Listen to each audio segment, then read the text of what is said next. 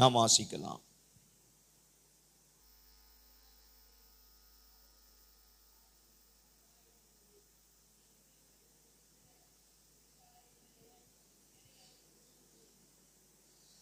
கர்த்தர் இந்த வார்த்தையை நமக்கு ஆசீர்வதித்து நம்மோடு கூட பேசும்படி கர்த்தரை நோக்கி நாம் பார்க்கலாம்.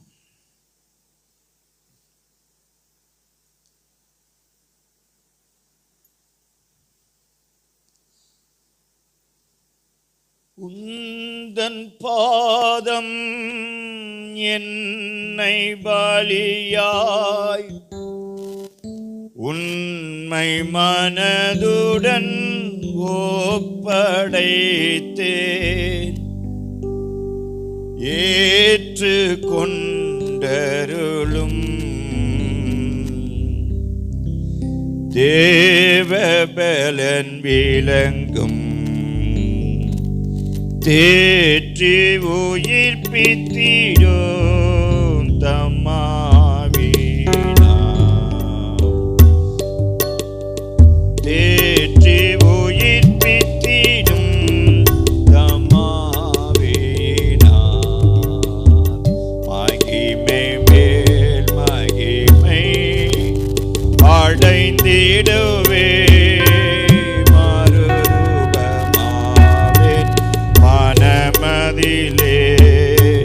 மகிழ்ந்திடவே தரிசிக்கவே பரன்முகமே மகிழ்ந்திடவே தரிசிக்கவே பரன்முகமே தேவசாயல் தேவ சமூகம் தேவ பிள்ளைகள் ஆடையும் பாய்க்கம் தேவசாயல்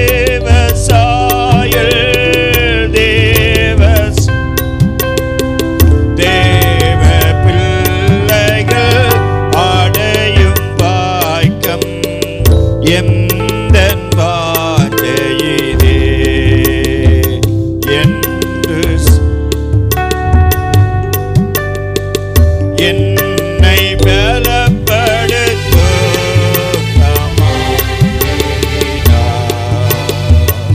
என்னை பலப்படுத்தும் தமாவினார் மகிமை மேல் மகிமை அடைந்திடவே மறுரூபமாவேன் மனமதிலே மகிழ்ந்திடவே தரிசிக்கவே பரன்முகமே மகிழ்ந்திடவே தரிசிக்கவே பரன்முகமே. நல்ல ஆண்டவரே, நீர் கொடுத்த ஜீவனுள்ள வார்த்தைக்காக உமக்கு நன்றி செலுத்துகிறோம். இந்த வசனத்தின் மூலம் நீர் எங்களோடு கூட பேசும். இந்த நாளிலும் இந்த அற்ப மனிதன் மூலம் நீர் என்ன பேச விரும்புகிறீரோ அடிமை உம்முடைய சிலுவைக்குள் மூடி மறைத்து உம்மை மாத்திர வெளிப்படுத்தும். உம்முடைய சத்தத்தை மாத்திர நீர் துணிக்க பண்ணும். தாழ்த்தி உம்முடைய கரத்தில் ஒப்பு கொடுக்கிறேன். இயேசுவின் நாமத்தில் ஜெபம் கேளும் நல்ல பிதாவே, ஆமேன். மறுபடியும் வாசிக்கலாம். ராஜகுமார்த்தியே, பாதரட்சைகள் இட்ட உன் பாதங்கள் மிகவும் அழகாயிருக்கிறது. அல்லேலூயா, அல்லேலூயா, அல்லேலூயா. மணவாட்டியினுடைய பாதங்கள் அழகாயிருப்பதனுடைய காரணம் என்ன என்கிற தலைப்பில் கீழாக ஒரு சில காரியங்களை இந்த நாளிலே கர்த்தர் நம்மோடு கூட பேசும்படி விரும்புகிறார். அல்லேலூயா, அல்லேலூயா, அல்லேலூயா. கர்த்தருக்கு ஸ்தோத்திரம் உண்டாகதாக. மணவாளன் எப்போதுமே மணவாட்டியை வர்ணிக்க வேண்டும் என்றால் பொதுவாக மணவாட்டினுடைய முகத்தையும் அந்த மணவாட்டினுடைய அழகையும் வர்ணிப்பார்கள் பொதுவாக. ஆனால் மணவாளனாகிய இயேசு தம்முடைய மணவாட்டியான சபையை பார்த்து மணவாட்டினுடைய பாதத்தை அவர் வர்ணிக்கிறதை நாம் இங்கே பார்க்கிறோம். பாதங்கள் மிகவும் அழகாயிருக்கிறது என்று சொல்லி, மனுஷனுக்கு பாதம் என்பது மிகவும் முக்கியமான ஒன்று. அல்லேலூயா. அநேகர் பாதத்திற்கு முக்கியத்துவம் கொடுக்கிறதே இல்லை. பாதத்தை பார்க்கறதும் இல்லை, பாதத்தை சுத்தம் பண்றதும் இல்லை.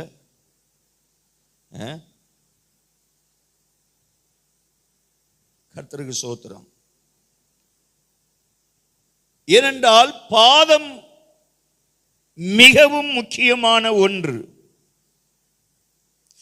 நம்முடைய சரீரத்தையே தாங்கி நிற்கக்கூடியது பாதம். ஆண்டவருக்கு ஸ்தோத்திரம். பாதங்களுக்கு முக்கியத்துவம் கொடுக்க வேண்டும், பாதங்களின் மீது கவனம் செலுத்த வேண்டும், அதை சுத்தமாக்க வேண்டும். அது மிகுந்த கவனத்துடன் பாதங்களை பாதுகாத்துக் கொள்ள வேண்டும்.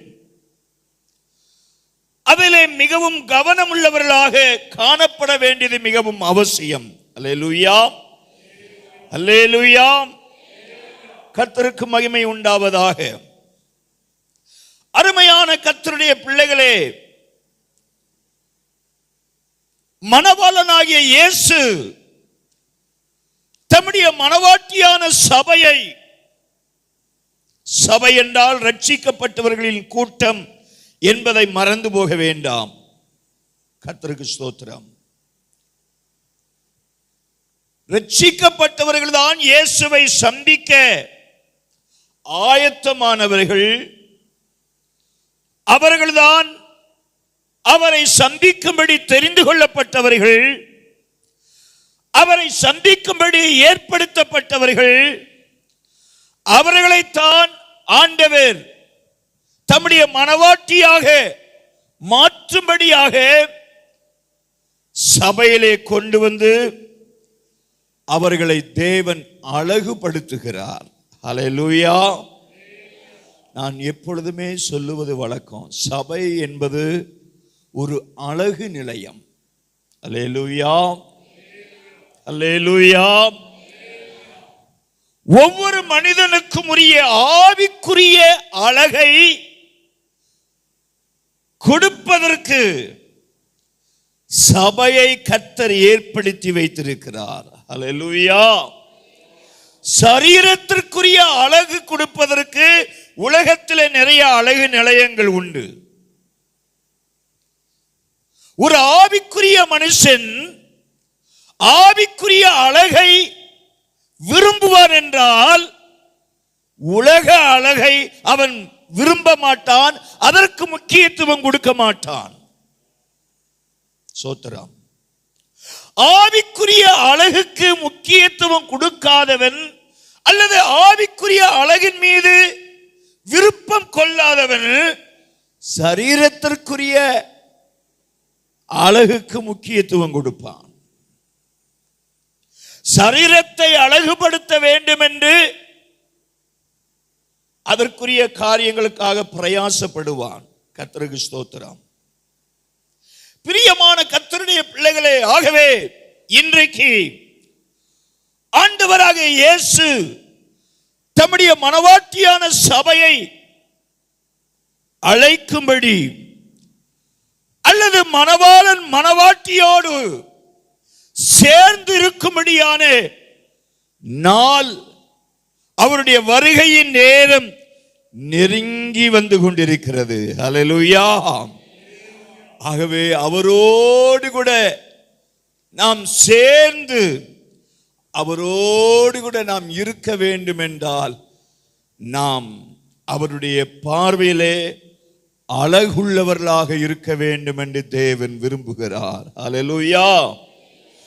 அவருடைய பார்வையிலே அவர் நம்மை பார்க்கும்போது அவர் விரும்பத்தக்க ரூபம், அவருடைய கண்களுக்கு ஏற்ற ஒரு ரூபம், அவருக்கு பிரியமான ஒரு ரூபம் அல்லது ஒரு அழகு நம்மிடத்திலே பிரதிபலிக்க வேண்டும் என்று பரலோகம் விரும்புகிறது, எதிர்பார்க்கிறது. அல்லேலூயா. கர்த்தருக்கு ஸ்தோத்திரம். ஆகவே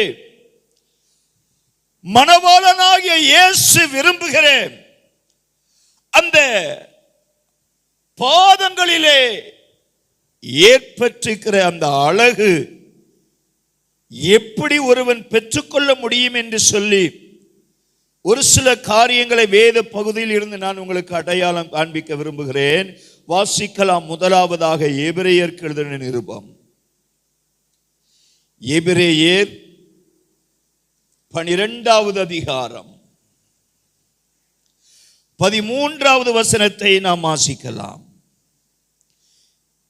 310வது பக்கம், எபிரேயர் 12வது அதிகாரம் 13வது வசனம். எடுத்தவர்கள் சீக்கிரமா வாசிங்க. முடமாயிருக்கிறது பிசகி போகாமல் சொஸ்தமாகும்படிக்கு உங்கள் பாதங்களுக்கு வழிகளை செவ்வைப்படுத்துங்கள். அல்லேலூயா, அல்லேலூயா. கர்த்தருக்கு ஸ்தோத்திரம். மணவாட்டினுடைய பாதம் கர்த்தருடைய பார்வையிலே அழகாயிருக்க வேண்டும் என்றால் செய்ய வேண்டிய முதல் காரியம், மணவாட்டியானவள் அல்லது ரட்சிக்கப்பட்ட ஒரு தேவ பிள்ளை வழிகளை செவ்வைப்படுத்தும்படி ஒப்பு கொடுக்க வேண்டும். செவ்வையான வழிகளிலே நடக்கிற பாதங்கள் மணவாட்டிக்கு வேண்டும். அல்லேலூயா. முதலாவது நாம் பார்க்கிற பாதம் செவ்வையான வழிகளிலே நடக்கிற பாதம். முதல் பாயிண்ட். மணவாட்டினுடைய அழகு தேவன் விரும்பத்தக்க அழகாக இருக்க வேண்டும் என்றால், சோத்திரம், முதலாவது அவளுடைய பாதை செவ்வைப்படுத்தப்படுவதற்கு மணவாட்டி தன்னை அர்ப்பணித்திருக்க வேண்டும். செவ்வையான பாதையிலே நடப்பதற்கு தன்னை ஒப்புவித்திருக்க வேண்டும். பாதை மிகவும் முக்கியம். ரட்சிக்கப்பட்ட தேவ பிள்ளைகள் நடக்கிற பாதை மிகவும் முக்கியம். நீ எப்படிப்பட்ட பாதையிலே நடக்கிறாய்? கர்த்தருக்கு ஸ்தோத்திரம். 50வது சங்கீதம் 23வது வசனத்தை வாசிக்கலாம். சங்கீதம் 50:23.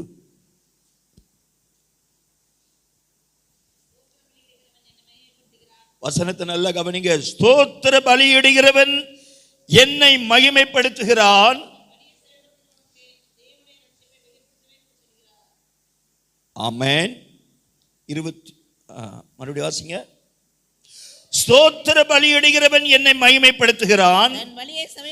தன் வழியை செவ்வைப்படுத்துகிறவனுக்கு தேவனுடைய ரட்சிப்பை வெளிப்படுத்துவேன். அல்லேலூயா, அல்லேலூயா, அல்லேலூயா. தன் வழியை செவ்வைப்படுத்துகிறவனுக்கு. மணவாட்டி எதற்காக தன்னுடைய பாதைகளை செவ்வைப்படுத்த வேண்டும்? எதற்காக செவ்வையான வழிகளிலே மணவாட்டி அல்லது ரட்சிக்கப்பட்டவன் நடக்க வேண்டும்? அவன் நடக்கிற பாதை செவ்வையான பாதையாக இருக்க வேண்டும். காரணம் என்ன? அந்த வழிகள்தான், அந்த செவ்வையான வழிகள்தான் நமக்கு கர்த்தர் கொடுக்கிற ரட்சிப்பை கொடுக்கிறது. அல்லேலூயா, அல்லேலூயா. அந்த ரட்சிப்பிலே நம்மை வழி நடத்துகிறது. அந்த ரட்சிப்பிலே நம்மை நிலைநிற்க வைக்கிறது. அந்த ரட்சிப்பை நம்மை பாதுகாக்கும்படியாக அது நடத்துகிறது. அந்த செவ்வையான வழி. அல்லேலூயா. இயேசுவை சந்திக்க வேண்டும் என்று வாஞ்சிக்கிற சபை, இயேசுவோடு கூட இருக்க வேண்டும் என்று விரும்புகிற ஒரு தேவ மனுஷன், அவனுடைய பாதை எப்பொழுதும் செவ்வையாயிருக்க வேண்டும், செவ்வையாயிருக்க வேண்டும். உன் வழியை கர்த்தருக்கு ஒப்புவித்து அவர் மேல் நம்பிக்கையாயிரு, அவரே உனக்கு காரியத்தை வாய்க்க பண்ணுவார். ஹல்லேலூயா. ஒரு மனுஷன் தன்னை ஆண்டவருக்கென்று அர்ப்பணிக்கும் போது, அவர் நமக்கு காண்பிக்கிற பாதையிலே ஒரு மனுஷன் நடத்தப்படும் போது, தேவன் நமக்கு காண்பிக்கிற, தேவன் நமக்கு போதிக்கிற, தேவன் நமக்கு சொல்லுகிற அந்த பாதையிலே ஒரு மனுஷன் நடக்கும் போதுதான் அவனுடைய வாழ்க்கையிலே ரட்சிப்பு வெளிப்பட ஆரம்பிக்கும். அல்லேலூயா, அல்லேலூயா. இன்னொரு வசனத்தை வாசிங்க. 97வது சங்கீதம், 107வது சங்கீதம் 7வது வசனம். சங்கீதம் 107. தாபரிக்கும் ஊருக்கு போய் சேர, தாபரிக்கும் ஊருக்கு போய் சேர அவர்களை செவ்வையான வழியிலே நடத்தினார், அவர்களை செவ்வையான வழியிலே நடத்தினார். அல்லேலூயா. இரண்டாவதாக, செவ்வையான பாதையிலே ஏன் நடத்தப்பட வேண்டும் என்றால், தாபரிக்கும் ஊருக்கு போய் சேர வேண்டும் என்றால் அவன் செவ்வையான வழியை தெரிந்திருக்க வேண்டும். இஸ்ரவேல் ஜனங்கள் அடிமைத்தனத்திலிருந்து விடுவிக்கப்பட்டு பாலும் தேனும் ஓடுகிற கானான் தேசத்தை சுதந்தரிக்க வேண்டும் என்று அழைக்கப்பட்டவர்களாக, தெரிந்து கொள்ளப்பட்டவர்களாக தன்னுடைய யாத்திரையை அவர்கள் ஆரம்பித்தார்கள். அந்த பாலும் தேனும் ஓடுகிற தேசம்தான் தாபரிக்கும் ஊர். தேவன் தம்முடைய பிள்ளைகளுக்கு வாக்களித்த தேசம். தேவன் தம்முடைய பிள்ளைகளுக்கு கொடுப்பேன் என்று வாக்கு கொடுத்த ஒரு ஆசீர்வாதமான பட்டணம், அதுதான் தாபரிக்கும் ஊர். கர்த்தருக்கு ஸ்தோத்திரம். நீங்களும் நானும் பரம கானானை சுதந்தரிக்கும்படி அழைக்கப்பட்டவர்கள். அந்த பரம கானான் தான் நீங்களும் நானும் தாபரிக்கும் ஊர், தாபரிக்கும் தேசம். அந்த தாபரிக்கும் தேசத்துக்கு நீங்களும் நானும் போக வேண்டும் என்றால் செவ்வையான பாதையிலே நாம் நடக்கிறவர்களாக இருக்க வேண்டும். அந்த செவ்வையான பாதை தான் நம்மை தாபரிக்கும் ஊருக்கு போய் நம்மை சேர அது நடத்துகிறது. தேவன் காண்பிக்கிற அந்த செவ்வையான பாதை, தேவன் நமக்கு உபதேசிக்கிற அந்த செவ்வையான போதனை, அவருடைய உபதேசத்திலே நாம் நடத்தப்படும் போது அவர் நமக்கு சொல்லுகிற, நமக்கு உபதேசிக்கிற, அவர் நமக்கு சொல்லி கொடுக்கிற கட்டளைகளின்படி நாம் ஜீவிக்கும் போது அந்த பாதை தான் நம்மை தாபரிக்கும் ஊரிலே போய் சேர்க்கிறது. அல்லேலூயா. அவர் சொல்லுகிற அந்த செவ்வையான பாதையை நாம் விட்டுவிட்டு யாரோ ஒருவர் சொல்லுகிற பாதையிலே நாம் போனா, வேதம் சொல்லுது, மனுஷனுக்கு செம்மையாய் தோன்றுகிற வழி உண்டு, அதன் முடிவோ மரண வழி. மரண வழி, வேதனை குடிக்கிற வழி, கசப்பு கசப்பு உள்ள வழி, வேதனை நிறைந்த வழி. மனுஷன் தனக்கு விருப்பமான பாதையிலே அவன் ஓடுவான் என்றால், தேவன் காட்டுகிற பாதையை விட்டுவிட்டு, தேவன் சொல்லுகிற உபதேசத்தை விட்டுவிட்டு, தேவனுடைய வழியை விட்டுவிட்டு, தேவனுடைய சத்தியத்தை விட்டுவிட்டு, மனுஷன் சொல்லுகிறபடி, மனுஷன் உபதேசிக்கிறபடி, மனுஷன் போதிக்கிறபடி, மனுஷனுக்கு விரும்புகிற பாதையிலே ஓடுவான் என்றால் அவன் மரணத்தை நோக்கி ஓடுகிறான். ஹல்லேலூயா, ஹல்லேலூயா, ஹல்லேலூயா. இன்னொரு வசனத்தை வாசிப்போம். நீதிமொழிகள் 3வது அதிகாரம், நீதிமொழிகள் 3:5-6. உன் சுய புத்தியின் மேல் சாயாமல், உன் சுய புத்தியின் மேல் சாயாமல், உன் முழு இருதயத்தோடும் கர்த்தரில் நம்பிக்கையாயிருந்து உன் வழிகளெல்லாம் வழிகளெல்லாம் அவரை நினைத்துக்கொள். அப்பொழுது அவர் உன் பாதைகளை செவ்வையாக்குவார். அப்போது அவர் உன் பாதைகளை செவ்வைப்படுத்துவார். அல்லேலூயா, அல்லேலூயா, அல்லேலூயா. உன் சுய புத்தியின் மேல் சாயாதே. சுய புத்தி, சொந்த புத்தி, சொந்த புத்தியின் மேல. சுய புத்தினா ஒரு சிலர் அடுத்தவங்க யாரு என்ன சொன்னாலும் கேட்கவே மாட்டான். தாய் தகப்பன் சொன்னாலும் கேட்க மாட்டான், தன்னை விட பெரிய ஆள் சொன்னாலும் கேட்க மாட்டான், ஸ்கூல்ல வாத்தியார் சொல்றதையும் கேட்க மாட்டான், வீட்டில் பெற்றோர் சொல்றதையும் கேட்க மாட்டான், ஊர்ல பெரியவங்க சொல்றதையும் கேட்க மாட்டான். இவன் தன்னுடைய விருப்பத்தின்படியே செய்வான். அதுதான் சுய புத்தி, சொந்த புத்தி. அவன் மனசுக்கு எது விருப்பதோ, அவனுடைய மனதில் எதை நினைக்கிறானோ அதை செய்யணும்னு நினைப்பான், அங்கு போகணும்னு நினைப்பான், அங்கு வாழணும்னு நினைப்பான், அதை அனுபவிக்கணும்னு நினைப்பான். அதுதான் சுய புத்தி. கர்த்தருடைய புத்திய, கர்த்தர் சொல்லுகிற போதனையை விட்டுவிட்டு, பெற்றோர்கள் கொடுக்கிற ஆலோசனையை விட்டுவிட்டு, பெரியவர்கள் சொல்லுகிற ஆலோசனையை, புத்திமதியை விட்டுவிட்டு தன்னுடைய சுய புத்தியில போடுது.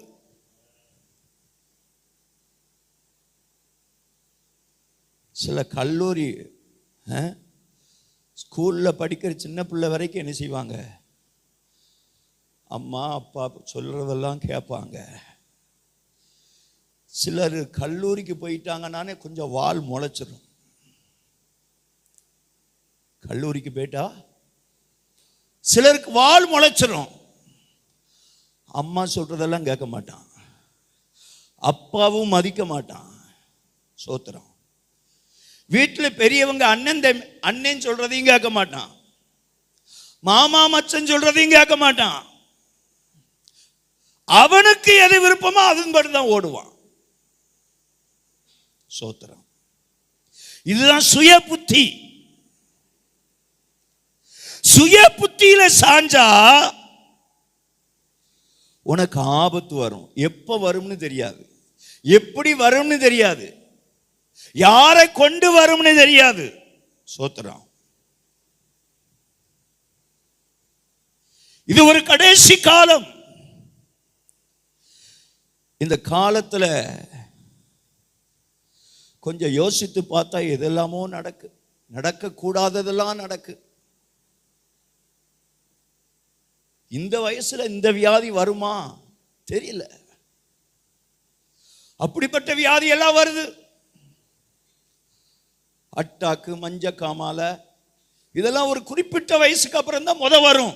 ஆனா இப்போ எதுக்குமே வயசு கிடையாது. 19 வயசு உள்ளவங்களுக்கும் அட்டாக் வருது, 15 வயசுல உள்ளவங்களுக்கும் அட்டாக் வருது, கை குழந்தைகளுக்கும் மஞ்ச காமால வருது. முதல்ல அப்படி வராது. ஏன்? பாவம் பெருகிருச்சு, மனுஷனுடைய அக்கிரமம் பெருகுது, அதனால நோயும் பெருகுது. பாவத்து நிமித்தம் தானே நோய் வருது. சோத்திரம்.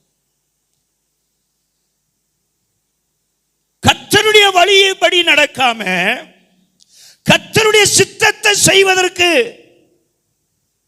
இன்னைக்கு விருப்பம் இல்லாம மனுஷன் தன்னுடைய சொந்த விருப்பத்தின்படி ஓடுவான். ஆனா ரொம்ப நாளைக்கு அப்படி ஓட முடியாது. அது அவனுக்கு தெரியாது. தாய் தகப்பன் பேச்சு, பெரியவங்க பேச்சு கேட்காம போறவெல்லாம் அவன் ஓட்டம்லாம் ரொம்ப நாளைக்கு ஓடாது. நல்ல நினைச்சு பாருங்க. ஒரு குறிப்பிட்ட காலம், ஒரு குறிப்பிட்ட நாள் வரைக்கும் தான் ஓட முடியும் அவன் இஷ்டத்துக்கு, சுய புத்தியில. அந்த வண்டி ரொம்ப நேரம் ஓடாது, ரொம்ப நாளைக்கு ஓடாது. பெரியவங்களை மதிச்சு பெரியவங்களுக்கு கீழ்ப்படிந்து ஆண்டவருடைய சித்தத்திற்கு அடங்கி ஆண்டவருடைய சித்தத்தின்படி செய்யும் போதுதான் அது நீடித்த வாழ்வா இருக்கும். அல்லேலூயா, அல்லேலூயா, அல்லேலூயா. அவங்க தான் தாவரிக்கு ஊரு போய் சேர முடியும். நீ போக வேண்டிய இடம் போய் சேர முடியும். நீ அடைய வேண்டிய லக்கை அடைய முடியும். நீ பெற்றுக்கொள்ள வேண்டிய ஆசீர்வாதத்தை பெற முடியும். நீடித்த வாழ்வை பெற்றுக்கொள்ள முடியும். கர்த்தருக்கு ஸ்தோத்திரம். இந்த செவ்வையான பாதையிலே நடத்தப்படுகிற பாதங்கள் தான் கர்த்தருடைய பார்வையிலே அழகாயிருக்கிறது. அல்லேலூயா. இரண்டாவதாக யோபுவின் புஸ்தகம், யோபுவின் புஸ்தகம் 29வது அதிகாரம் 657வது பக்கம். யோபுவின் புஸ்தகம் 29வது அதிகாரம் 6வது வசனம். என் பாதங்களை நான் நெய்யினால் கழுவினேன், என் பாதங்களை நான் நெய்யினால் கழுவினேன். கண்மலைகளிலிருந்து எனக்காக எண்ணெய் நதி போல ஓடி வந்தது.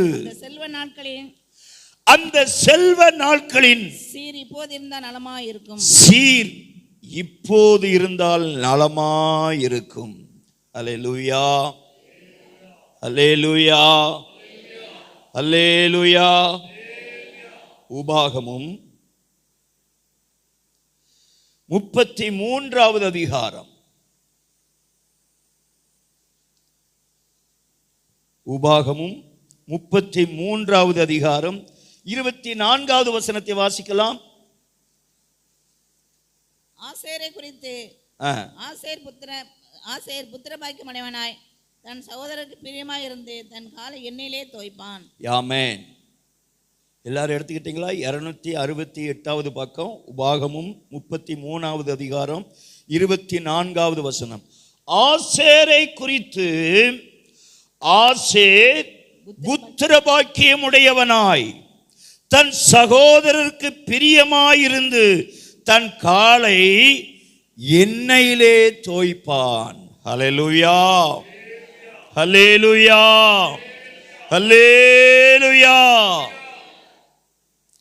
பக்தனாகிய யோபு சொல்லுகிறான், நான் நெய்யிலே கழுவப்பட்டால் நலமாயிருக்கும். அவருடைய பாதங்கள் கழுவப்படுவதற்கு ஒப்பு கொடுத்தார். இங்கே உபாகம் புஸ்தகத்திலே வாசிக்கிறோம், ஆசேர் புத்திரரை குறித்து, ஆசேர் கோத்திரத்தாரை குறித்து இங்கு சொல்லப்பட்டிருக்கிறது. ஆசேர் புத்திர பாக்கியம் உடையவனாய் தன் சகோதரருக்கு பிரியமாயிருந்து, கடைசியில் சொல்லப்பட்டிருக்கு, தன் காலை எண்ணெயிலே தோய்ப்பான். ஹல்லேலூயா. இது ரொம்ப முக்கியமான ஒரு வார்த்தை. தன் காலை எண்ணெயிலே தோய்ப்பான். தன் காலை எண்ணெயிலே தோய்க்கும் போதுதான் அது சுத்திகரிக்கப்படும். அங்கு யோபு சொல்லுகிறான், நெய்யினால் கழுவினே என் பாதங்களை. இது எதை காண்பிக்கிறது? பரிசுத்த ஆவியானவருடைய பூரண கீழ்ப்படிதலுக்கு ஒப்பு கொடுப்பதை காண்பிக்கிறது. ஆவியானவரால் நடத்தப்படுவதற்கு மணவாட்டி தன்னை பூரணமாய் அர்ப்பணித்திருக்க வேண்டும். அவளுடைய பாதங்கள் தான் அவருடைய பார்வையிலே அழகாயிருக்கும். அல்லேலூயா, அல்லேலூயா, அல்லேலூயா. எசேக்கியேல் 34வது அதிகாரம், எசேக்கியேல் 16வது அதிகாரம், அதுல ஒரு சில காரியங்களை குறித்து அங்கு சொல்லப்பட்டிருக்கிறது. அதெல்லாம் வீட்டில் போய் வாசித்து பாருங்க. இப்ப எல்லா வசனத்தையும் வாசிக்க இப்பொழுது நேரம் இல்லை. கர்த்தருக்கு ஸ்தோத்திரம். அருமையான கர்த்தருடைய பிள்ளைகளே, மணவாட்டினுடைய பாதங்கள் கர்த்தர் விரும்புகிறபடி அழகாயிருக்க வேண்டும் என்றால் அவர்கள் பரிசுத்த ஆவியானவருக்கு கீழ்ப்படிதல் உள்ளவர்களாயிருக்க வேண்டும். ஆவியானவரால் நடத்தப்படுகிறவர்களாயிருக்க வேண்டும். ஆவியானவரால் நடத்தப்படுவதற்கு தன் பாதத்தை, தன் கால்களை அர்ப்பணித்தவர்களாயிருக்க வேண்டும். அல்லேலூயா. தன்னை அர்ப்பணித்தவர்கள் பரிசுத்த ஆவியானவருக்கு கீழ்ப்படிய தன் பாதங்களை அர்ப்பணித்தவர்கள். அதுதான் கழுவுவதற்கு அடையாளம், சுத்திகரிக்கப்பட்டதற்கு அடையாளம், எண்ணெயிலே தோய்த்ததற்கு அடையாளம். அதுதான் ஆசேர் கோத்திரத்தாருக்கு, ஒவ்வொரு கோத்திரத்தாருக்கு ஒவ்வொரு விதமான ஆசீர்வாதங்களை தேவன் வைத்திருக்கிறார். ஆசேர் கோத்திரத்தாருக்கு எண்ணெய் வளம் மிகுந்த அரபி தேசத்தை ஆண்டவர் வைத்தார், கொடுத்தார். ஆசேர் கோத்திரத்தாருக்கு எண்ணெய் என்றால் இப்போ அரபி தேசத்துல தான் எண்ணெய் இருக்கு.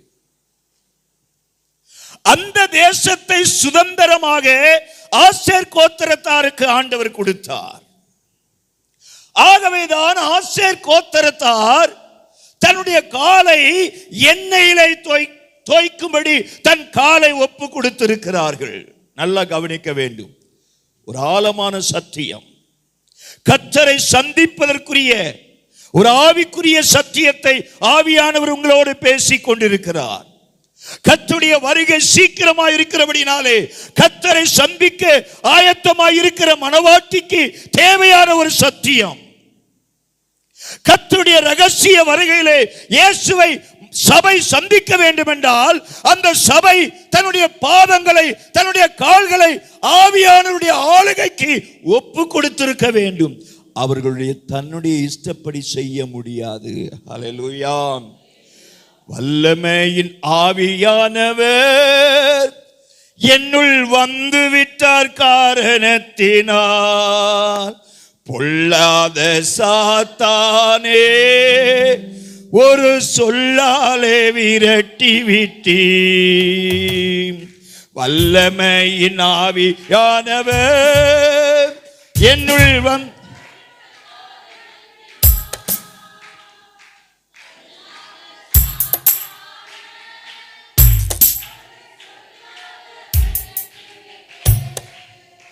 அல்லேலூயா.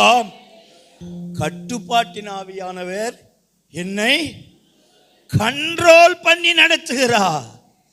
சித்தத்தை செய்திடுவேன், அவர் நோக்கத்தை நிறைவேற்றுவேன். அல்லேலூயா. ஆவியானவருக்கு தன்னை ஒரு மனுஷன் ஒப்பு கொடுத்து விட்டால், ஆவியானவரால் நடத்தப்படுவதற்கு தன் பாதங்களை ஒப்பு கொடுத்து விட்டால், அவன் தன்னுடைய சொந்த இஷ்டப்படி அவன் கால்கள் ஓடவே ஓடாது.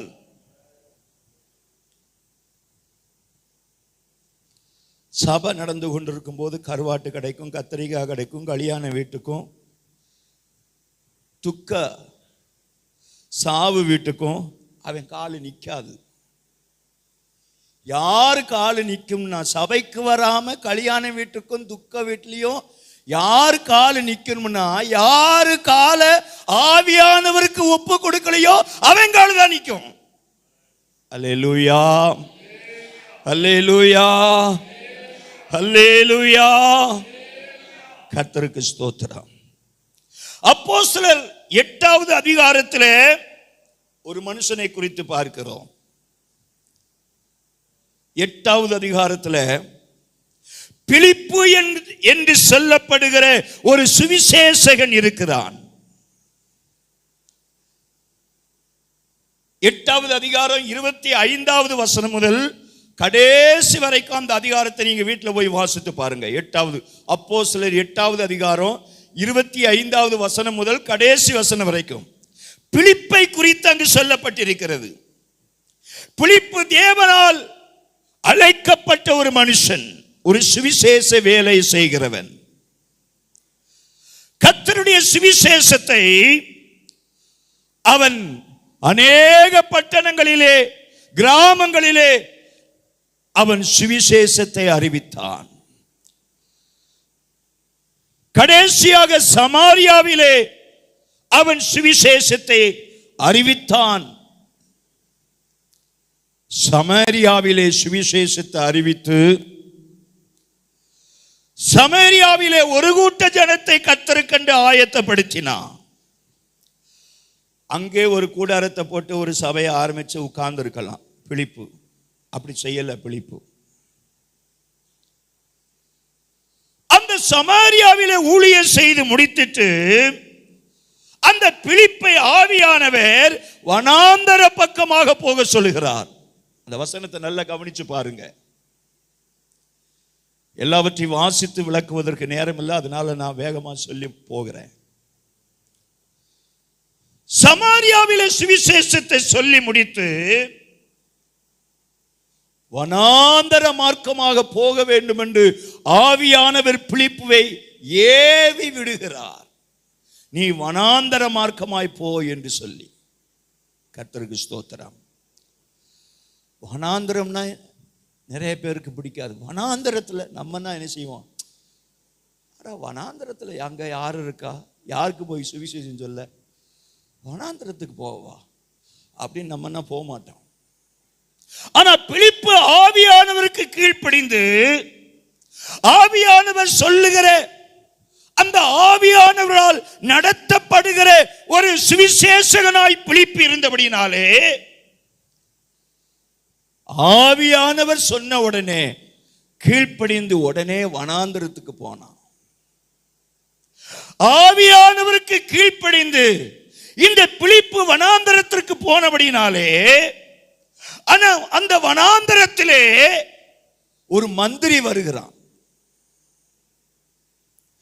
அந்த மந்திரி அந்த வனாந்தரத்தில் வந்து கொண்டிருக்கிற அந்த மந்திரிக்கு இந்த பிலிப்பு என்பவன் சுவிசேஷத்தை சொல்லுகிறான். நான் சுருக்கமா சொல்றேன். அந்த மந்திரிக்கு பிலிப்பு சுவிசேஷத்தை சொல்லி அந்த சுவிசேஷத்தை அந்த மந்திரி ஏற்றுக்கொண்டு கீழ்ப்படிந்து அவன் ஞானஸ்நானத்திற்கு தன்னை ஒப்பு கொடுக்கிறான். தேவனுடைய வார்த்தை அவனோடு கிரியை செய்ய ஆரம்பித்தது. ஆகவே அந்த பிலிப்பு சொன்ன அந்த வசனம் வார்த்தை அந்த மந்திரியை ஞான ஸ்நானத்திற்கு நேராய் நடத்தினது. நல்ல கவனிக்கணும், இது ஒரு பெரிய சத்தியம். இந்த பிலிப்பு ஆவியானவருக்கு தன்னை ஒப்பு கொடுத்தபடியினாலே ஆவியானுடைய சித்தத்தை செய்வதற்கு தன் கால்களை அர்ப்பணித்தபடியினாலே தன் கால்களை எண்ணெயிலே துவைப்பதற்கு தன் பாதங்களை நெய்யினால் கழுவப்படுவதற்கு தன்னை ஒப்பு கொடுத்திருந்தபடியினாலே ஆவியானவருக்கு கீழ்ப்பட்டிருந்த இந்த பிலிப்பு என்கிற சுவிசேஷத்தின் மூலம் அவருடைய வார்த்தை மூலம் மந்திரியே கர்த்தருக்கென்று ஆதாயப்படுத்தப்பட்டார். ஹல்லேலூயா, ஹல்லேலூயா, ஹல்லேலூயா. அந்த பிலிப்பு அநேகரை கர்த்தருக்கென்று ஆதாயப்படுத்தினார். ஸ்தோத்திரம். ஏன் சொல்ல வந்தேன் என்றால் ஆவியானவருக்கு ஒரு மனுஷன் கீழ்ப்படியும் போது ஆவியானவரால் நடத்தப்படுவதற்கு ஒரு மனுஷன் தன் பாதங்களை அர்ப்பணிக்கும் போது அந்த மனுஷன் கர்த்தருடைய பார்வையிலே விலையேற பெற்றவனாய் அழகுள்ளவனாய் காணப்படுகிறான். அல்லேலூயா, அல்லேலூயா, அல்லேலூயா. பரிசுத்த ஆவியானவரால் தன்னை ஒப்பு கொடுத்த அல்லது ஆவியானவருக்கு கீழ்ப்படிந்த பாதம் இரண்டாவது. மூன்றாவது 2 சாமுவேல் மூன்றாவது ஒரு பாதம் 2 சாமுவேல் 22வது அதிகாரம் 10வது வசனம், 416வது பக்கம். 2 சாமுவேல் 22வது அதிகாரம் 10வது வசனம். வானங்களை தாழ்த்தி இறங்கினார், வானங்களை தாழ்த்தி இறங்கினார், அவர் பாதங்களின் கீழ் காரிருள் இருந்தது. கரங்களை உயர்த்தி கர்த்தரை மகிமைப்படுத்துவோம். அல்லேலூயா, அல்லேலூயா. உன்னுடைய பாதங்கள் கர்த்தருடைய பார்வையிலே அழகுள்ளதாக இருக்க வேண்டும் என்றால் மூன்றாவதாக காரிருளே வைக்கப்பட்ட பாதம். முதலாவது என்ன சொன்னேன்? செவ்வையான, மறந்துட்டீங்களா? அதுக்குள்ள செவ்வையான வழிகளிலே நடத்தப்பட்ட பாதம். இரண்டாவது ஆவியானவருடைய சித்தத்திற்கு ஒப்பு கொடுக்கப்பட்ட பாதம். மூன்றாவது காரிருளிலே வைக்கப்பட்ட பாதம். Praise the Lord. ஹல்லேலூயா, ஹல்லேலூயா, ஹல்லேலூயா. அவர் பாதங்களின் கீழ் காரிருள் இருந்தது. அன்பு தேவ பிள்ளையே,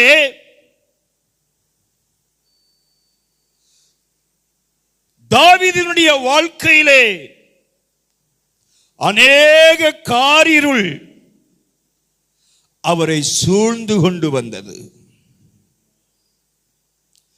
மரணத்தீயில் என் மேல் விழுந்தது என்று சொல்லுகிறார். துர்ச்சன பிரபாகம் என்னை பயமுறுத்தினது என்று சொல்லுகிறார். 18வது சங்கீதத்தை வாசித்து பாருங்கள். அநேகம் ஆயிரம் எருதிகள் என்னை வளைந்து கொண்டது என்று சொல்லுகிறார்.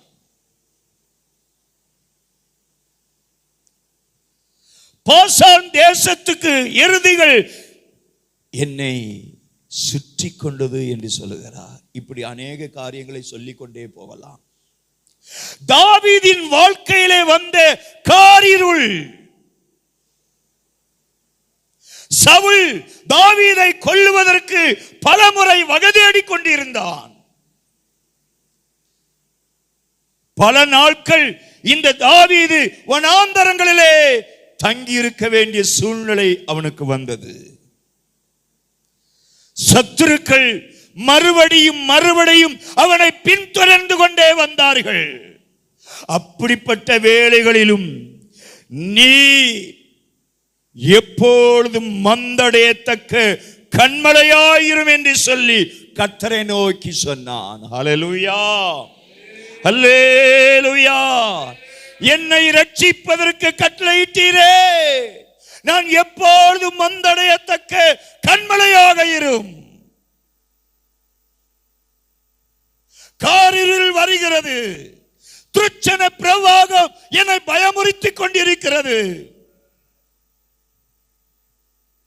அருமையான தெய்வ ஜனமே, சபையே, ரட்சிக்கப்பட்ட தேவ பிள்ளையே, உன் வாழ்க்கையிலே எத்தனையோ காரியங்கள் இன்றைக்கு உன்னை பயமுறுத்தி கொண்டிருக்கிறது. தாவீதையும் இன்றைக்கு பயமுறுத்தினது.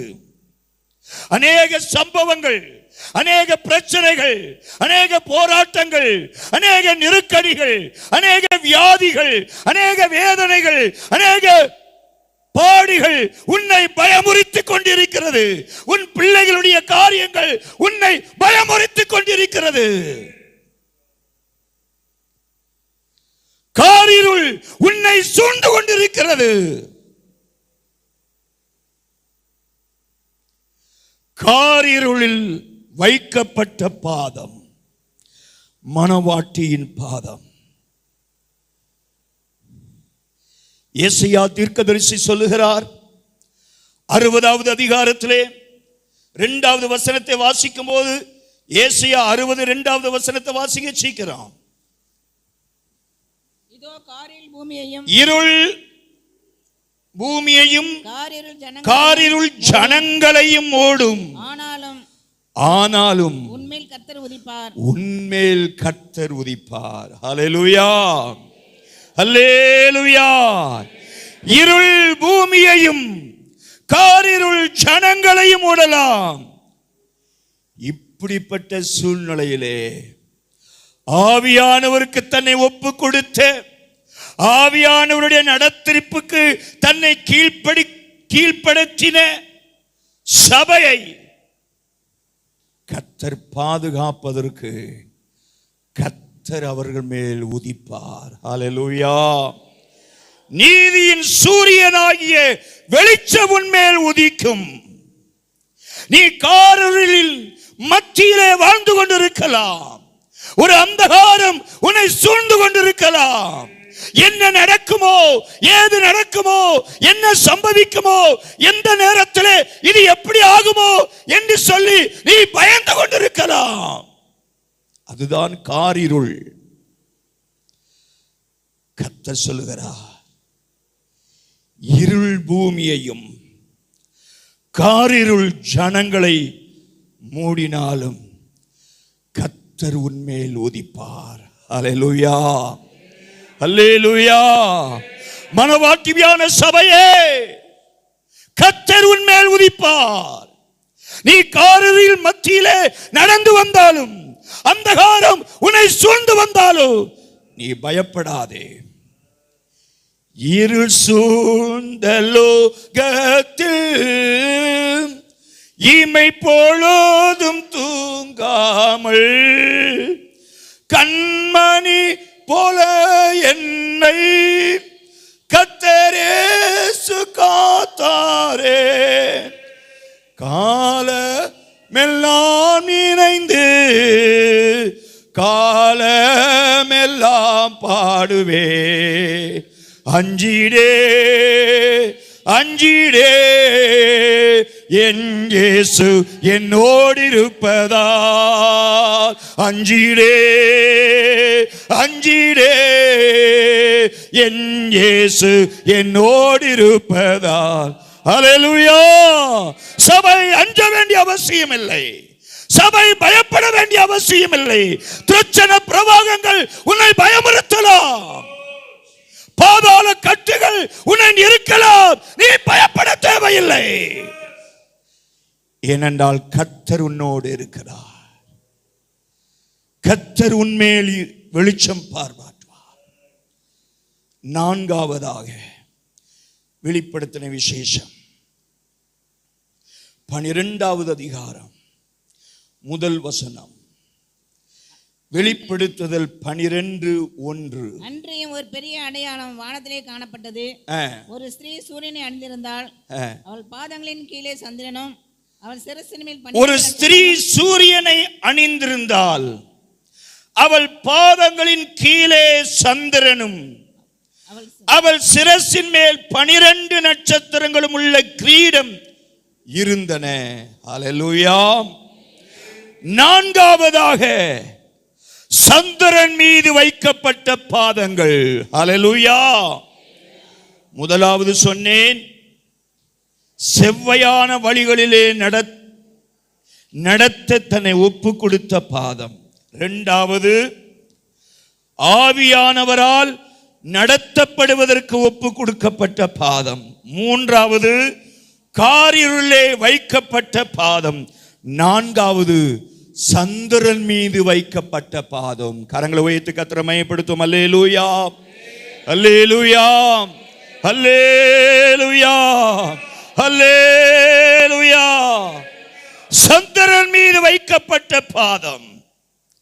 இதை ஏற்கனவே இந்த வசனத்தை குறித்து நான் பேசியிருக்கிறது எனக்கு ஞாபகம் இருக்கிறது. சோத்திரம்.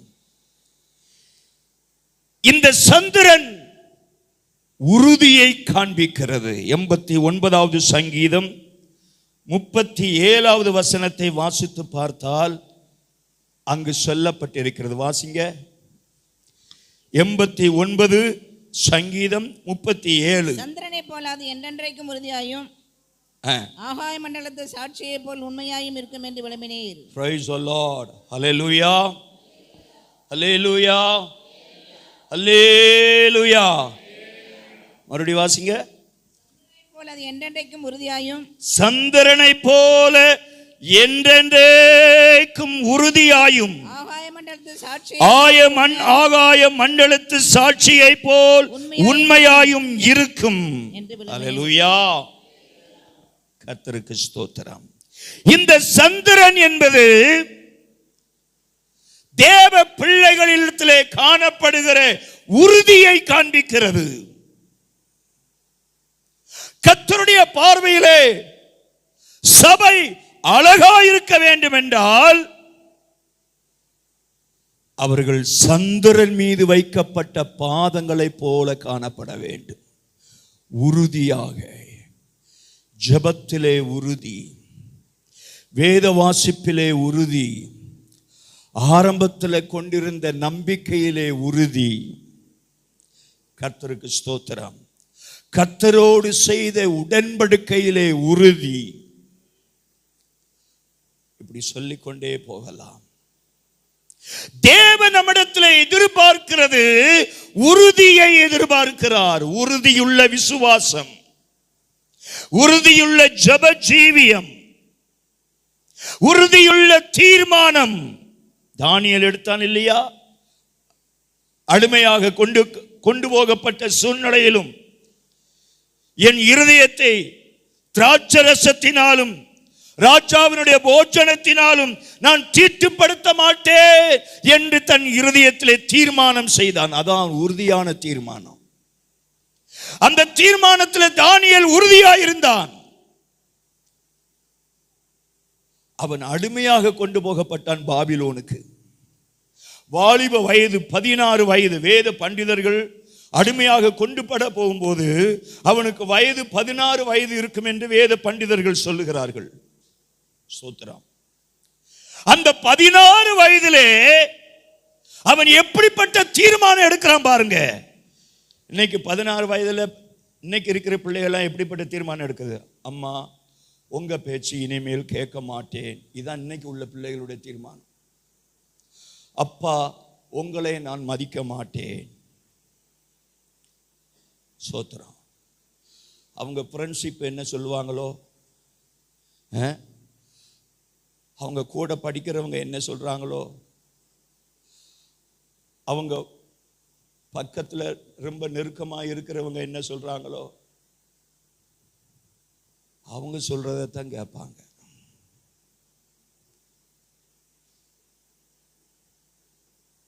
கர்த்தருடைய வார்த்தையிலே உறுதி, கர்த்தர் விரும்புகிற காரியங்களிலே, கர்த்தரோடு செய்த ஞானஸ்நானத்தின் மூலமாய் கர்த்தரோடு பண்ணின உடன்படிக்கையிலே உறுதி. இன்றைக்கு எத்தனை பேர் அந்த உறுதியிலே இருக்கிறோம்?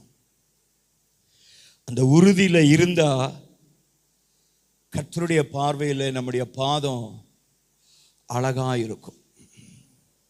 அல்லேலூயா, அல்லேலூயா, அல்லேலூயா, அல்லேலூயா. இன்னும் 2 வார்த்தையை சொல்லி நான் முடிச்சிடுறேன். வெளிப்படுத்தின விசேஷம் 1வது அதிகாரம் 15வது வசனம். வெளிப்படுத்தின விசேஷம் 1:15. அவருடைய பாதங்கள் உலைக்களத்தில் காய்ந்த பிரகாசமான வெண்கலம் போல இருந்தது. சோத்திரா. 5வது உலைக்களத்தில் வைக்கப்பட்ட பாதம். அல்லேலூயா. செவ்வையான வழிகளிலே நடத்தப்படுவதற்கு ஒப்பு கொடுத்த பாதம், பரிசுத்த ஆவியானவருக்கு கீழ்ப்படிய ஒப்பு கொடுத்த பாதம், காரிருளிலே வைக்கப்பட்ட பாதம், சந்திரன் மீது வைக்கப்பட்ட பாதம், ஐந்தாவது உலைக்களத்திலே வைக்கப்பட்ட பாதம். அல்லேலூயா. உலைக்களம்னா தெரியும், உலைக்களயம் அப்படின்னா அந்த காலத்தில் இந்த கத்தி இதெல்லாம் சாணம் பிடிக்கிறதுக்கு ஒரு குறிப்பிட்ட இடத்துல இருந்து அனல் போட்டு தீ மூட்டம் போடுவாங்க. கர்த்தருக்கு ஸ்தோத்திரம். கத கத கத கத கதன்னு எரியும், தீ அனலா தகதகன்னு எரியும். அடுப்பு கறியை போட்டு ஸ்தோத்திரம், அதை ஊத ஊத ஊத தீ அந்த கங்கு அப்படியே பழுப்பு நிறத்தில் இருக்கும். அதான் உலைக்களம். அந்த உலைக்களத்திலே வைக்கப்பட்ட பாதம் அப்படின்னா சோதிக்கப்படுவதற்கு நம்மை ஒப்பு கொடுக்கப்பட்ட பாதம், சோதனை வழியாக நடத்தப்படுவதற்கு நம்மை பூரணமாய் அர்ப்பணிக்கப்பட்ட பாதம். அல்லேலூயா, அல்லேலூயா, அல்லேலூயா. உலைக்களம் என்பது யாருமே விரும்பாத ஒன்று. கர்த்தருக்கு ஸ்தோத்திரம். சாத்ராக், மேஷாக், ஆபேத்நேகோ 7 மடங்கு சூடாக்கப்பட்ட அக்கினியிலே தூக்கி போட்டாங்க. ராஜா நிறுத்தின பொருசலையை வணங்காட்டினா கீத வாத்தியங்கள்லாம் சத்தத்தை கேட்கும்போது எல்லாரும் தாழ விழுந்து பணியணும். அப்படி தாழ விழுந்து அந்த பொருசலைக்கு முன்னதாக ஆராதனை செய்யலனா அந்த நேரத்திலே எரிகிற அக்கினி சூளையிலே போடப்படும்னு ராஜா சட்டம் போட்டுட்டார். பாபிலோன் பட்டணமே வந்து நிக்குது.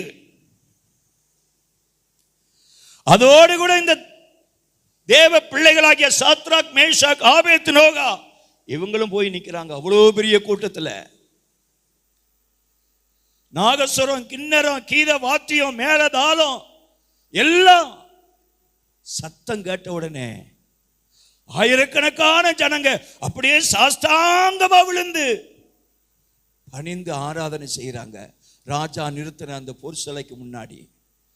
ஆனா அந்த 3 பேர் மாத்திரம், சாத்ராக், மேஷாக், ஆபேத்நேகோ, இந்த 3 பேர் மாத்திரம் உறுதியா நின்னாங்க, தைரியமா நின்னாங்க. ஆயிரக்கணக்கான பேர் விழுந்து பணிறாங்க. இந்த 3 பேரும் அவ்வளவு பெரிய கூட்டத்துல பெரிய தேசமே வந்து நிக்குது. தேசத்துல எல்லாருமே மண்டிட்டு தொழுது கொள்றாங்க. அவ்வளவு பெரிய தேசத்தின் மக்களே நிற்கும் போது இந்த 3 பேர் மட்டும் இப்படியே நிக்கிறாங்க. ராஜா பார்த்தோன்ன கோபம் வந்துருச்சு. ராஜா போட்ட சட்டத்தை எல்லாருமே மதிச்சு வணங்கிட்டான். இவங்க 3 பேத்துக்கு என்னடா இவ்வளவு திமிரா, இவ்வளவு துணிவா, இவ்வளவு துணிகரமா அப்படின்னு ராஜாவுக்கு கோபம் வந்து, ராஜாவுக்கு இந்த செய்தி போன உடனே ராஜா சொல்லிட்டாரு, ஏய், எரிந்து கொண்டிருக்கிற அக்கினியை 7 மடங்கு சூடாக்குடா. 7 மடங்கு சூடாக்கப்பட்டதுக்கு அப்புறம் இந்த 3 பேர்த்தை தூக்கி கொண்டு போடு. அதுக்கு முன்னாடி தூக்கிட்டு போயிடாத. சாதாரணமா இவங்களுக்கு அக்கினி இருக்க கூடாது, 7 மடங்கு சூடாக்கப்படணும். அந்த அக்கினியில தான் இவங்க எல்லாம் போடணும். அப்பதான் இவங்களுடைய திமிரெல்லாம் ஒடுங்கும் அப்படின்னு ராஜா மனசுல நினைச்சிருந்தான். இவங்கிட்ட கேட்கும் போது இவங்க சொல்லிட்டாங்க, ராஜாவே, உமக்கு நாங்க அதை சொல்ல வேண்டிய அவசியம் இல்லை. நாங்கள் ஆராதிக்கிற தேவன் எங்களை தப்புவிக்க வல்லவராயிருக்கிறார். அப்படியே தப்புவிக்காமல் போனாலும் நீ நிறுத்தின பொருட்சொல்லியை நாங்க என்ன செய்ய மாட்டோம், வணங்க மாட்டோம். அது உமக்கு தெரியட்டும். முதல்ல நம்ம சொல்லுவோமா அப்படியே? சோத்திரம். கம்பெனியில் முதலாளி சொன்னதையே நம்ம மீற மாட்டோம். கர்த்தருக்கு பிரியமில்லாத எதையாவது சொல்லிட்டானா வேலை பேரும், சம்பள பேரும், போனஸ் பேரும், வெகுமதி பேரும், எல்லாமே பேரும்னு எல்லாரும் பார்த்துக்கிட்டா இருக்காங்க. விசுவாசியெல்லாம் பாஸ்டர் என்ன பார்த்துக்கிட்டா இருக்காரு. எல்லாரும் பார்த்துக்கிட்டு போடு மண்டிடு தின்னார் போட்டு என்ன செய்யணுமோ செய்ய. அப்புறம் போய் ஆண்டவர்கிட்ட என்ன செய்யலாம்? அழுது மன்னிப்பு கேட்டுக்கலாம். ஆண்டவர் தான் மன்னிக்கிறவர் தானே. 1000 தலைமுறைக்கும் அவர் மன்னிப்பேன்னு சொல்லியிருக்காருல்ல, மன்னிச்சுக்கிடுவாரு. போடு மண்டி அப்படின்னு போட்டு ஒரு சந்தன மாலையை போட்டு என்னென்ன செய்யணுமோ எல்லா பூசையும் செய்து எல்லா பூசைக்கும் நம்ம உதவியாக நின்றுட்டு கூட்டத்தோட கோயந்தா போட்டுட்டு அப்புறம் பரிசுத்தவான் மல்ல வெள்ளியும் சொல்லியுமா போட்டு பைபிளை தூக்கிட்டு பூரா சபையில் வந்து அங்க இப்படித்தான் இன்னைக்கு இருக்கிற சபையெல்லாம் இருக்கு. கர்த்தருக்கு சோத்திரம், கர்த்தருக்கு சோத்திரம். உறுதி இல்லை.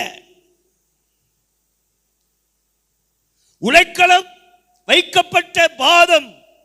நம் சோதனை வருகிற நேரத்திலே, பிசாசு நம்மை சூழ்ந்து வரும்போது, பிசாசுக்கு நாம் நடுங்காமல், பிசாசுக்கு நாம் பயப்படாமல் கர்த்தருடைய சமூகத்தில் தைரியமாய் நிற்கணும். சாத்ராக் மேஷாக் ஆபேத்நேகோவை போல. அல்லேலூயா. அதுதான் உழைக்களத்தில் வைக்கப்பட்ட பாதம். அதுதான் உழைக்களத்தில் வைக்கப்பட்ட பாதம். நமக்கு சோதனை வல்ல ரட்சிக்கப்பட்ட தேவ ஜனமே, ஞானஸ்நானம் எடுத்த தேவ பிள்ளையே, நீ ரட்சிக்கப்பட்டவன் என்பது அவனுக்கு தெரியும். நீ பெந்தேகோஸ்தே விசுவாசி என்பது அவனுக்கு தெரியும். ஒரு ஆவிக்குரிய சபைக்கு போற என்பது தெரியும். நீ ஒரு கிறிஸ்தவன் என்பது அவனுக்கு தெரியும். ஆனாலும் நீ இதை செய்ய சொல்றான். ஏன்னா இது உனக்கு வர்ற சோதனை,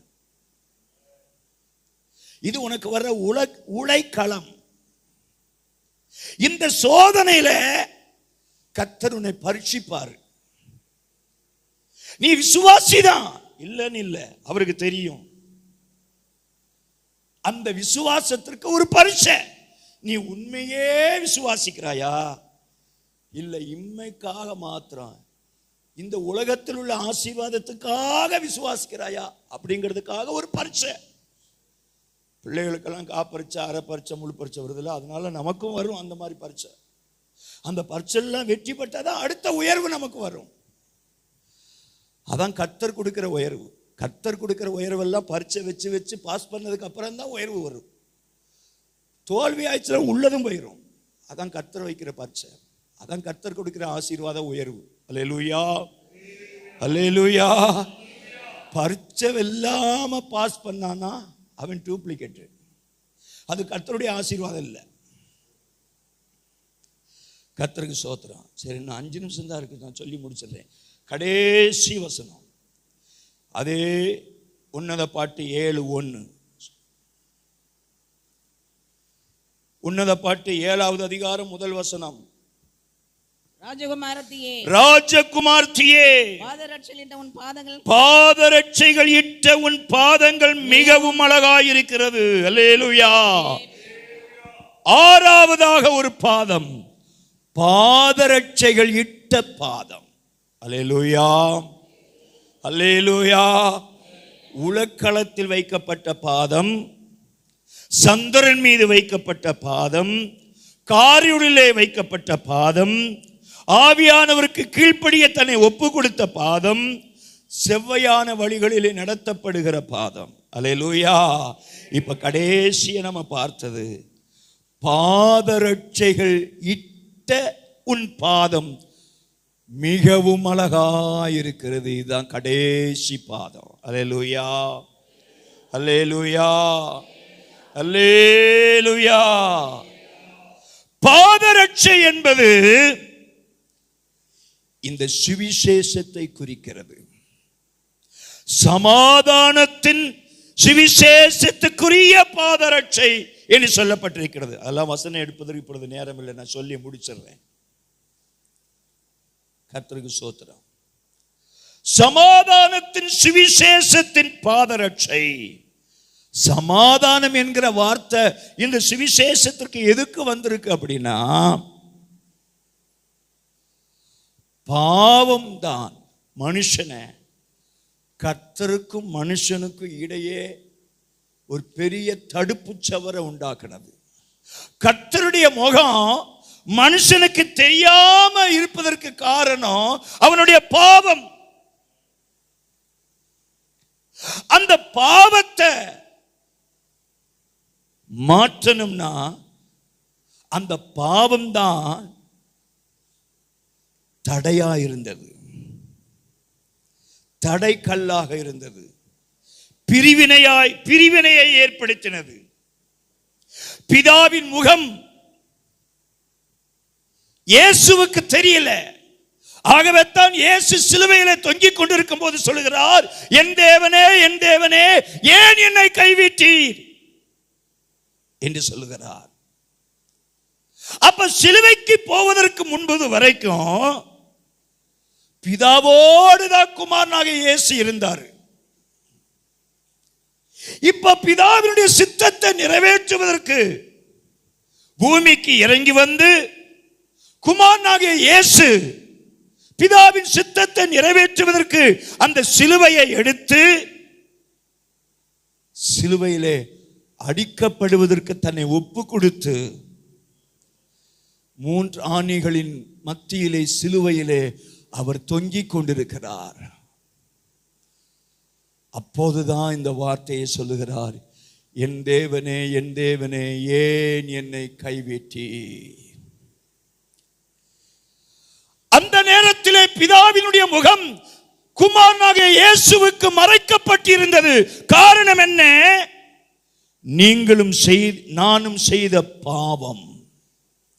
ஏசாயா 59வது அதிகாரத்திலே ஏசாயா தீர்க்கதரிசி அங்கே தெளிவாய் சொல்லுகிறார், நம்முடைய அக்கிரமமும் நம்முடைய பாவமும் அவருடைய முகத்தை மறைத்தது என்று சொல்லி. கர்த்தருக்கு ஸ்தோத்திரம். அருமையான கர்த்தருடைய பிள்ளைகளே, ஆகவே அந்த தடுப்பு சுவரை, அந்த பிரிவினையை நீக்கினது இந்த சமாதானமாகிய சுவிசேஷம் தான். இந்த சமாதானமாகிய சுவிசேஷம் எங்கெல்லாம் கடந்து செல்கிறதோ அங்கெல்லாம் இருக்கிற தடைச்சுவர் உடைக்கப்படுகிறது. அல்லேலூயா, அல்லேலூயா, அல்லேலூயா. கர்த்தருக்கு ஸ்தோத்திரம். நான் இதோட முடிக்கிறேன்.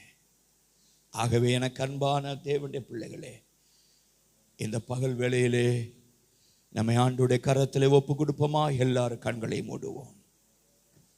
கர்த்தருடைய முகத்தை நோக்கி பார்க்கலாம். எல்லாரும் இயேசுவின் முகத்தை நோக்கி பார்ப்போம். ராஜகுமார்த்தியே, பாதரட்சைகளிட்ட உன் பாதம் மிகவும் அழகாயிருக்கிறது.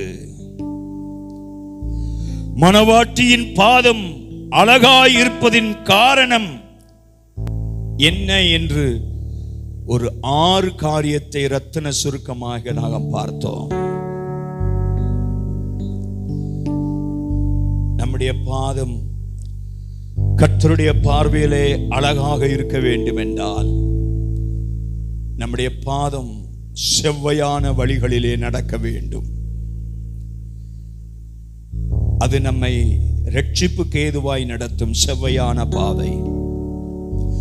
அது நம்மை தாபரிக்கும் ஊருக்கு கொண்டு போய் சேர்க்கும் செவ்வையான பாதை. கர்த்தருடைய செவ்வையான பாதையை விட்டுவிட்டால் நமக்கு மரண பாதை தான்.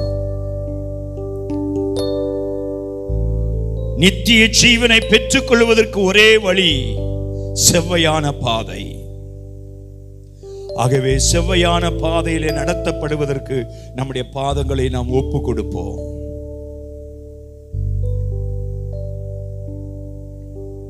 ஹல்லேலூயா. ஆவியானவரால் நடத்தப்படுவதற்கு நம்மை ஒப்பு கொடுக்க வேண்டும். சுத்திகரிக்கப்படுகிறது மாத்திரமல்ல, ஆவியானவருடைய சித்தத்தை செய்வதற்கு நாம் கீழ்ப்படிய வேண்டும். அதற்கு நம்முடைய பாதத்தை அர்ப்பணிக்க வேண்டும். காரிருள் நம்முடைய வாழ்க்கையிலே வரும்போது, தாவீதின் வாழ்க்கையிலே வந்தது, எலியாவின் வாழ்க்கையிலே வந்தது, அநேக முற்பிதாக்களுடைய வாழ்க்கையிலே வந்த அந்த காரிருள் யோபுனுடைய வாழ்க்கையிலே வந்தது, ஆபிரகாமின் வாழ்க்கையிலே வந்தது. அப்படிப்பட்ட காரிருள் வைக்கப்பட்ட பாதம். அப்படிப்பட்ட சூழ்நிலையிலே கர்த்தரை விட்டு விடாதபடி கர்த்தருடைய சமூகத்திலே நாம் மன உறுதியோடு இருக்கும்போது நீதியின் சூரியனாக இயேசு நம்மேல் உதிப்பார். ஹல்லேலூயா. அடுத்தபடியாக சந்துரன் மீது வைக்கப்பட்ட பாதம். அது உறுதியை காண்பிக்கிறது. உலைக்களத்தில் வைக்கப்பட்ட பாதம் அது சோதனையை காண்பிக்கிறது. கடைசியாக சமாதானத்தின் சுவிசேஷத்தை அறிவிக்கும்படி தெரிந்து கொள்ளப்பட்ட பாதம். இன்றைக்கு எத்தனை பேர் சமாதானத்தின் சுவிசேஷத்தை மற்றவர்களுக்கு அறிவித்துக் கொண்டிருக்கிறோம்? சுவிசேஷத்தை அறிவிக்காவிட்டால் நமக்கு ஐயோ என்று வேதம் சொல்லுகிறது. கேட்டாலும் சரி, கேட்காவிட்டாலும் சரி, சமயம் கிடைத்தாலும் சரி, கிடைக்காவிட்டாலும் சரி, மற்றவர்களுக்கு சுவிசேஷத்தை அறிவிக்க வேண்டும். அது ரட்சிப்பின் சுவிசேஷம், அது சமாதானத்தை கொண்டு வருகிற சுவிசேஷம். அந்த சுவிசேஷமாக பாதரட்சை நம்முடைய பாதங்களிலே எப்பொழுதும் தொடுத்துக் கொண்டு இருக்க வேண்டும். சபை எப்பொழுதும் ரட்சிப்பின் சுவிசேஷத்தை மற்றவர்களுக்கு அறிவித்துக் கொண்டே இருக்க வேண்டும். அப்படி அறிவிக்கப்பட்ட சபைதான் கர்த்தருடைய சமூகத்திலே அழகுள்ளவர்களாய் இருக்க முடியும். மற்றவர்களுக்கு நீ அறிவிக்காவிட்டால் அவருடைய பார்வையிலே நீ அழகுள்ளவனாய் இருக்க முடியாது, அலங்கோலமாய் இருப்பாய். எத்தனை பேருக்கு நீ சுவிசேஷத்தை அறிவித்திருக்கிறார்? நரகத்துக்கு நேராக, பாவத்துக்கு நேராக, அக்கிரமத்துக்கு நேராக, சத்துருவின் வல்லமைக்கு நேராக ஓடிக்கொண்டிருக்கிற அநேக ஜனங்களுக்கு சமாதானத்தின் சுவிசேஷமாகிய பாதரட்சையை தொடுத்துக் கொண்டு எத்தனை பேருக்கு காடுகளிலே, மலைகளிலே, பட்டணங்களிலே, வெயில் என்று பாராமல், குளிர் என்று பாராமல், பள்ளம் மேடு என்று பாராமல், எத்தனை நாடுகளிலே, எத்தனை பட்டணங்களிலே, எத்தனை கிராமங்களிலே நீ சுவிசேஷம் அறிவித்திருக்கிறாய். கர்த்தர் உன்னிடத்திலே கணக்கு கேட்பார். ரட்சிக்கப்பட்டு இத்தனை ஆண்டுகாலம் உன்னை ஜீவனோடு வைத்தனே, எத்தனை பேருக்கு நீ சுவிசேஷம் சொல்லி, எத்தனை பேரை நீ ஆதாயப்படுத்தி சபைக்கு கொண்டு வந்தாய் என்று கர்த்தர் கணக்கு கேட்பார். அதுதான் பாதரட்சைகள் இட்ட உன் பாதம். சபைக்கு ஆத்தும பாரம் வேண்டும். இதை விவரிப்பதற்கு நேரம் இல்லாததுனால முடித்து விட்டேன். ஒவ்வொரு சபைக்கும், இயேசுவை சந்திக்கக்கூடிய சபைக்கு ஆத்தும பாரம் வேண்டும். ஒவ்வொரு விசுவாசிக்கும் ஆத்தும பாரம் வேண்டும். ரட்சிக்கப்படாத மனிதனை குறித்து ஒரு பாரம் உனக்கு வேண்டும். அவருக்கு அறிவிக்க வேண்டும், அல்லது கண்ணீர் விட்டு கதறி ஒவ்வொரு நாளும் செபிக்க வேண்டும். அதுதான் ஆத்தும பாரம் உள்ள சபை. அந்த அப்படிப்பட்ட பாதம் தான் கர்த்தருடைய பார்வையிலே அழகாயிருக்கும். கர்த்தருடைய சமூகத்திலே நம்மை ஒப்பு கொடுப்போமா? ஜெபிப்போம். கிருபை நிறைந்த எங்கள் அன்பின் பிதாவே, ஆசீர்வதிக்கப்பட்ட இந்த நல்ல மத்தியான வேளைக்காக உமக்கு ஸ்தோத்திரம். இம்மட்டும் நீர் எங்களோடு கூட பேசி நம்முடைய ஜீவனுள்ள வார்த்தைக்காக உமக்கு நன்றி. வசனத்தை கேட்ட ஒவ்வொருவரோடு நீர் தொடர்ந்து இடைப்படும். தூரத்திலும் சமீபத்திலும் இந்த வசனத்தை கேட்ட மக்களை நீர் ஆசீர்வதியும். ஒவ்வொருவரும் நீர் வருகிற நேரத்திலே உமக்கு எதிர்கொண்டு வரக்கூடிய மனவாட்டியாக கர்த்தர் ஒவ்வொருவரையும் உருவாக்கும்படி செபிக்கிறோம். தம்முடைய வல்ல கரத்திலே நாங்கள் ஒப்பு கொடுக்கிறோம். சகல மகிமையும் கனமும் துதியும் உமக்கு செலுத்துகிறோம். இரட்சகரும் மீட்பருமாக இயேசுவின் நாமத்தில் ஜெபம் கேளு நல்ல பிதாவே. என் ஆத்துமாவே கர்த்தரை ஸ்தோத்திரி, என் முழுவதுமே அவருடைய பரிசுத்த நாமத்தை ஸ்தோத்திரி. என் ஆத்துமாவே கர்த்தரை ஸ்தோத்திரி. கர்த்தர் செய்த சகல உபகாரங்களையும் மறவாதே. நம்முடைய கர்த்தராகிய இயேசு கிறிஸ்துவின் கிருபையும் பிதாவாகிய தேவனுடைய அன்பும் பரிசுத்த ஆவியானவருடைய அந்யோன்ய ஐக்கியமும் இன்றும் இன்றைக்கும் சதா காலங்களிலும் இந்த ஆராதனையில் பங்கு பெற்ற ஒவ்வொரு தேவ பிள்ளைகளோடு சகல பரிசுத்தவான்களோடு அவருடைய கிருபை என்றென்று மாறாமல் தங்கி இருப்பதாக. அல்லேலூயா, அல்லேலூயா, அல்லேலூயா. கர்த்தர் உங்களை ஆசீர்வதிப்பாராக. ஆமென்.